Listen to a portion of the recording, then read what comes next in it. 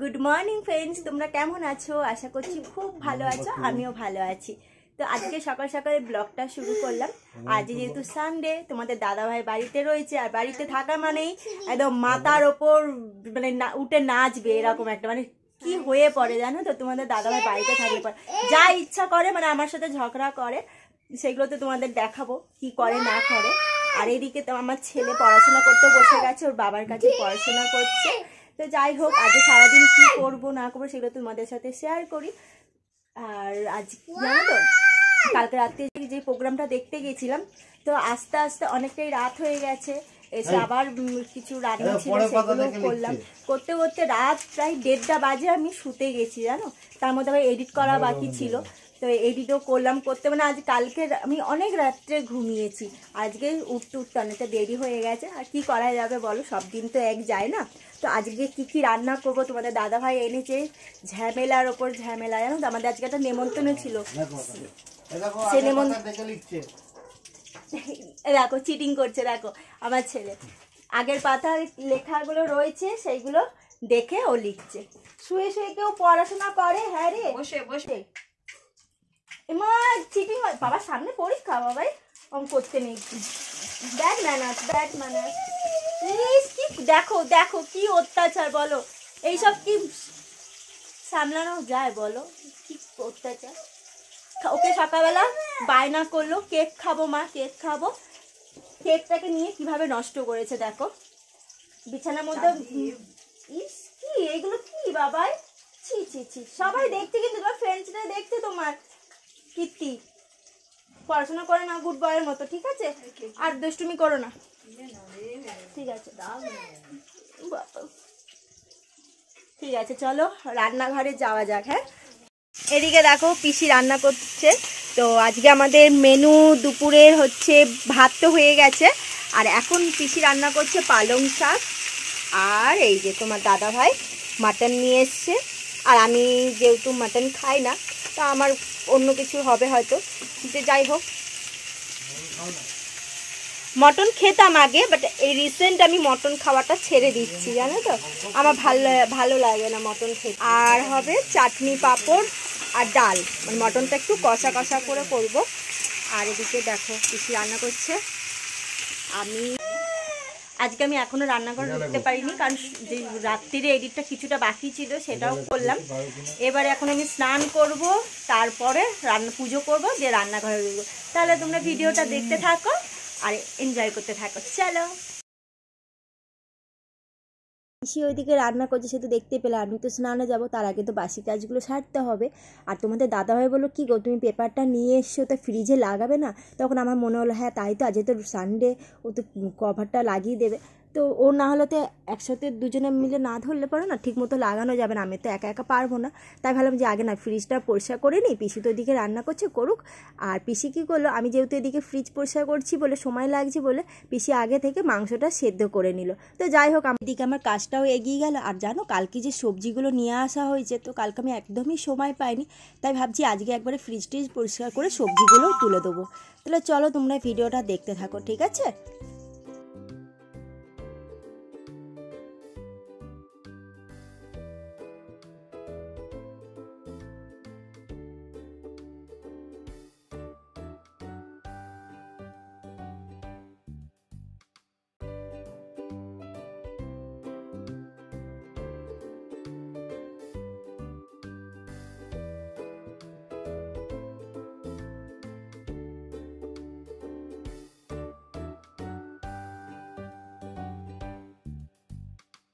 আমার এদিকে দেরি হচ্ছে বলে পিসি আমার সাথে সহযোগিতা করছে, মানে একসাথে সবাই মিলে থাকলে পরে কতটা হেল্প হয় বুঝতে পারছো তো।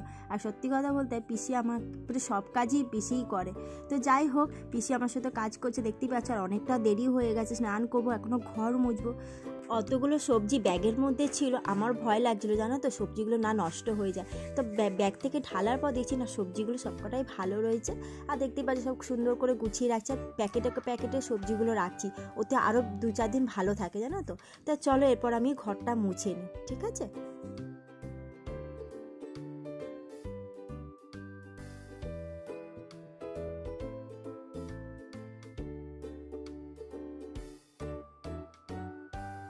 চান করে কোনো রকম ঠাকুর প্রণাম করেই আমাকে চলে আসতে হয়েছে রান্নাঘরে, যেন মুখে কোনো কিছু লাগাতেও পাইনি, সেই সুযোগটা পাইনি। তোমাদের দাদাভাই বলছে কখন রান্না করবে গো, 12টা তো বাজতে যায়।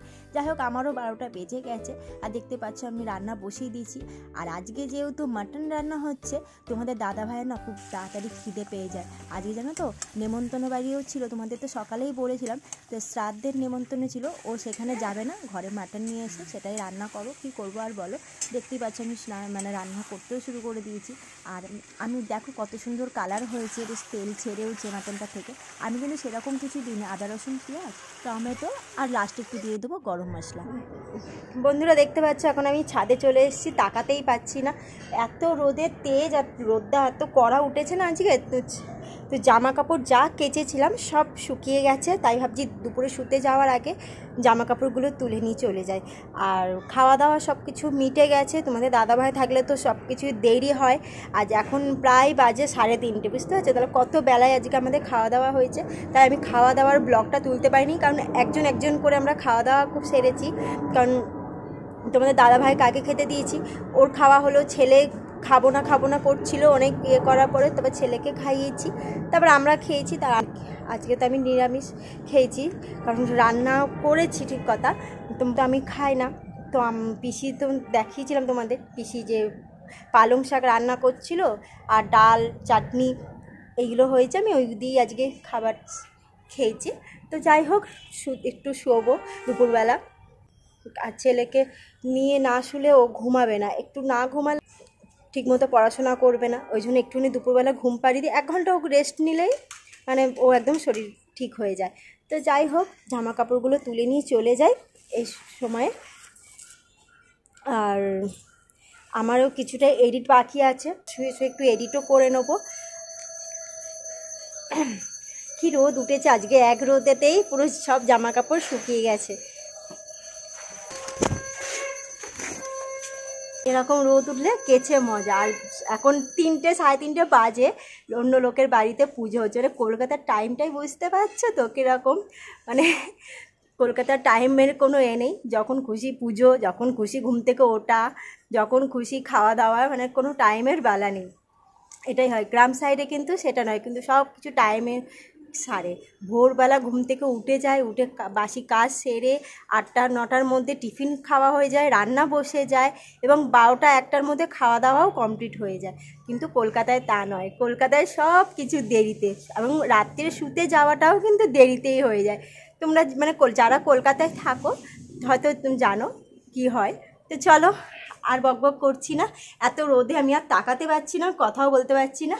চলো জামা কাপড়গুলো তোলা হয়ে গেল, সব শুকিয়ে গেছে, আর সব মোটা মোটা দেখেছো, সব মোটা মোটা জিনিসগুলো আজকে কাচা হয়েছে। তোমাদের দাদা ভাইয়ের জিন্সের প্যান্ট, মানে সব মোটা মোটা জামা কাপড়গুলো কাচাও হয়ে গেছে, ভালোই হয়েছে। তা চলো আবার রেস্ট নিয়ে তারপরে আমি তোমাদের সাথে কথা বলছি, চলো। প্রায় 6:30 বাজতে যায়, তো সন্ধে দেওয়া হয়ে গেছে। আর আমার বাবা এসেছিলো, তো ক্যাটারিংয়ের একটু ফিশ বাটারফ্রাই বেঁচেছিল, সেটাই দিতে এসেছিলো। তো দেখতেই পাচ্ছ আমি এখন এইগুলো একটু গরম করে নিচ্ছি তাওয়াতে। তো এবার এগুলো সন্ধেবেলা আমাদের টিফিন হবে। যাই হোক ভালোই হয়েছে, সন্ধেবেলাটা কী খাবো একটা করছিলাম। তো তোমাদের দাদাভাই বলছে কি যে সিঙ্গারা নিয়ে আসবো, তো আমি বলছি ধুত সকালবেলা এসব খেয়েছো, আবার এখন সিঙ্গারা খাবে। ও তখন মামা বাবা এসে যে বলছে কি না এইগুলো ফ্রাইগুলো ভেজে খা। তো যাই হোক সন্ধ্যেবেলা টিফিনটা খুব ভালোই খাওয়া হচ্ছে। আর আমার ছেলে দেখেছো গরমটাই মুখে দিয়ে দিয়েছে। আর বাচ্চারা কিন্তু এসব মুখরোচক খাবার, টেস্টি খাবার কিন্তু খুব পছন্দ করে। ওকে বললাম যে দুধ আছে, দুধটা করে দিচ্ছি খেয়ে নে। ও বলছে না তুমি কি ভাজছো আমি খাবো। আর দেখতেই পাচ্ছ সব থেকে বড় পিসটা কিন্তু ওই নিয়েছে, অথচ খেতে পারলো না। এদিকে দেখো আমার ছেলে পড়তেও বসে গেছে। মানে আমার ছেলে না কথা শোনে, তোমাদের হয়তো আমি পুরোপুরি দেখাতে পারি না, এমনি যা হোক কিন্তু ও কথা শোনে।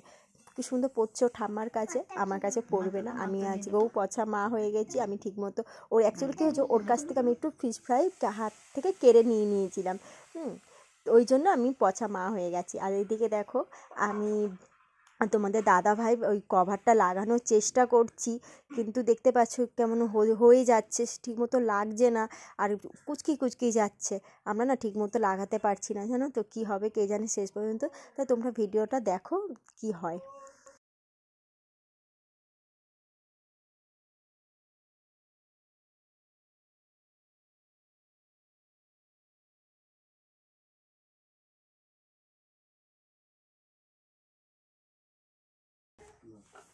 তোমার কিছু কথা তুই শুধু লাগিয়ে যাও। লাগিয়ে যাও, এগুলো তো কুচকে গেল কেন? কি করে না, কুচকে যাচ্ছে কেন?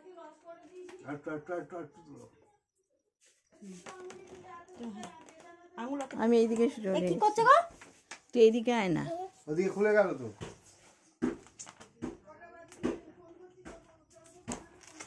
বন্ধুরা দেখো ফাইনালি আমাদের ফ্রিজের পেপারটা লাগানো হয়েছে। খুব একটা ভালো হয়নি লাগানো, যতটুকু পেরেছি লাগিয়েছি। দেখো মানে আমরা একটু আরো সুন্দরভাবে চাইছিলাম লাগানোর চেষ্টা করছিলাম। সরো দেখো, দেখো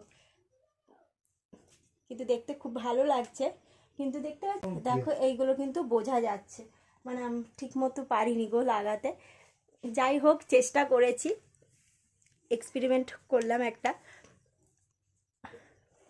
না মনটা একটু খারাপ হয়ে গেছে, মানে যেরকম আমি চেয়েছিলাম সেটা পাইনি। তো তো যাই হোক নতুন ফ্রিজ কিনবো যেদিন পারবো, ভগবান আমায় দেবে সেদিন কিনবো।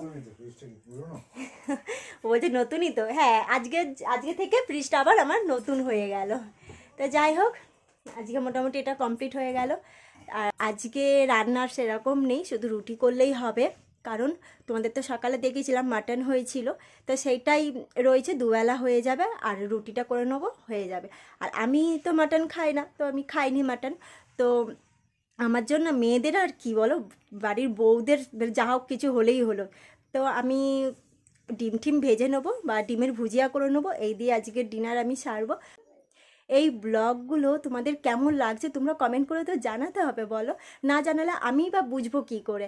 তাহলে প্লিজ কমেন্ট করে জানাও কেমন লাগছে। আর মানে ব্লগ দেখার পরে বা ভিডিও দেখার পরে প্লিজ লাইক করো, শেয়ার করো, কমেন্ট করো, আর সাবস্ক্রাইব করতেও কিন্তু ভুলো না।